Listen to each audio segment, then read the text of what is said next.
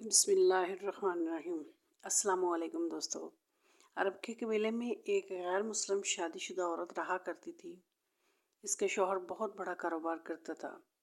ایک مرتبہ اس نے سنا کہ مکہ میں اللہ کے آخری نبی جو اللہ کے محبوب نبی ہیں، ان پر ایک سورت نازل ہوئی ہے جس کا نام سورت فاتحہ، جس میں ہر بیماری سے شفا موجود ہے۔ وہ جس پر بھی دم کی جاتی یا پڑھ کر پھونک جاتی وہ انسان اچھا ہو جاتا، یہاں تک کہ اس میں بے شمار برکات ہیں۔ اب کسی شخص سے اس عورت نے سورت فاتحہ سیکھ لی۔ پھر جب اس نے سورت فاتحہ کا ترجمہ پڑھا تو اس کی آنکھوں میں آنسو آ گئے۔ وہ جب بھی یہ سورت پڑھتی تھی اللہ تعالیٰ اس کے بگڑے کاموں کو سنوار دیتا۔ ایک دن اس کے بیٹے کو ایک خطرناک زہریلے بچھو نے کاٹ لیا۔ بڑے بڑے حکیموں طبیبوں کو بلوایا گیا۔ سب نے یہ جان چھڑوا لی کہ اس بچھو کا زہر بہت خطرناک ہے۔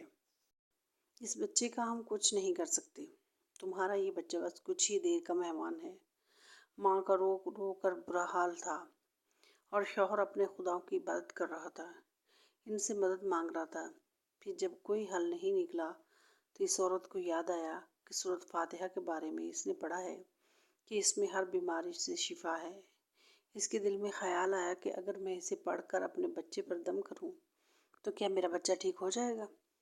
کیونکہ اللہ تعالیٰ نے اس عورت کو ایمان کی طرف لانا تھا، اس کے دل میں اسلام کی محبت مزید پیدا کرنی تھی، تو اس کی زبان میں تاثیر دے دی۔ جب اس نے اس سورت کو پڑھ کر اس جگہ پر دم کیا جہاں بچھو نے کاٹا تھا تو اس کا لڑکا اٹھ کر بیٹھ گیا، اور جب اس نے سورت فاتحہ کو پانی پر دم کر کے پلایا تو وہ اٹھ کر ایسے کھڑا ہو گیا جیسے کسی بچھو نے کبھی کاٹا ہی نہیں تھا۔ اس کا شوہر دوڑتا ہوا اس کے پاس آیا اور کہنے لگا، کسی طبیب نے اور کسی حکیم نے اسے ٹھیک نہیں کیا، تو تم نے ایسا کیا عمل کیا جو بچہ ٹھیک ہو گیا؟ اس نے کہا، کچھ بھی تو نہیں، بس ایک سورہ ہے جو ہر بیماری کو ٹھیک کر دیتی ہے، بس وہ مجھے یاد تھی۔ میں نے پڑھ کر اپنے بچے پر دم کیا اور اس کا پانی پلایا تو دیکھو ہمارا بچہ کیسے ٹھیک ہو گیا۔ اس کے شوہر بجائے خوش ہونے کے اس سے ناراض ہو گیا کہ یہ تم نے کیا جادو ٹونے کر رہی ہو۔ اس کی بیوی کہنے لگی، زندہ صحیح سلامت ہے ہمارا بچہ، ورنہ ہم سے بچھڑنے والا تھا۔ اس نے کچھ نہ سنا اور بیوی کو ڈانٹنے لگا کیونکہ اسے اسلام سے نفرت تھی۔ جب اس کی بیوی یہی عمل کرنے لگی تو اس کو اپنی بیوی سے بھی نفرت ہو گئی۔ اب اس نے اس پر ظلم کرنا شروع کر دیے۔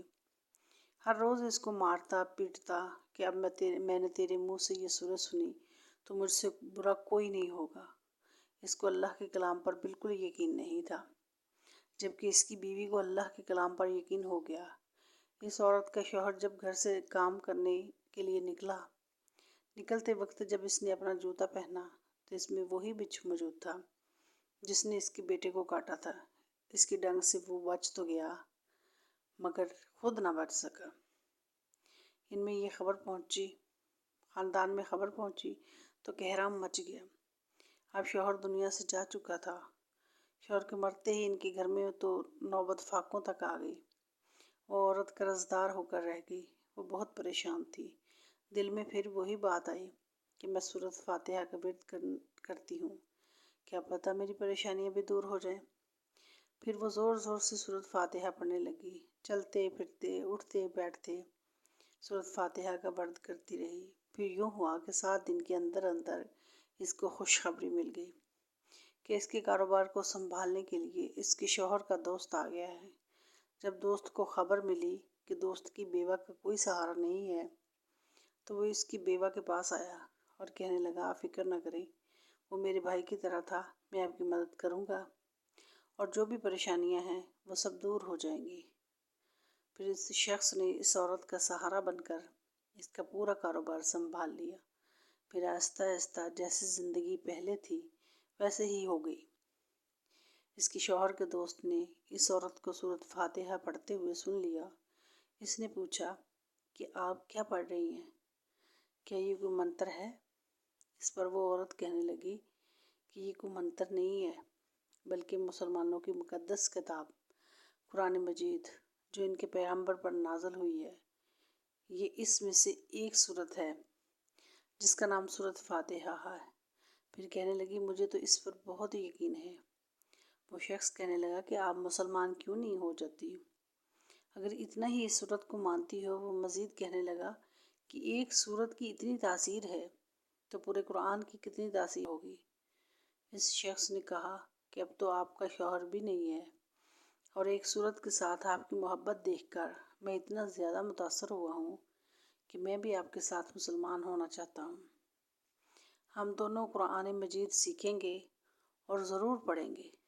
وہ کہنے لگی جی، آپ نے بالکل صحیح کہا، اور یہ دونوں مسلمان ہو گئے۔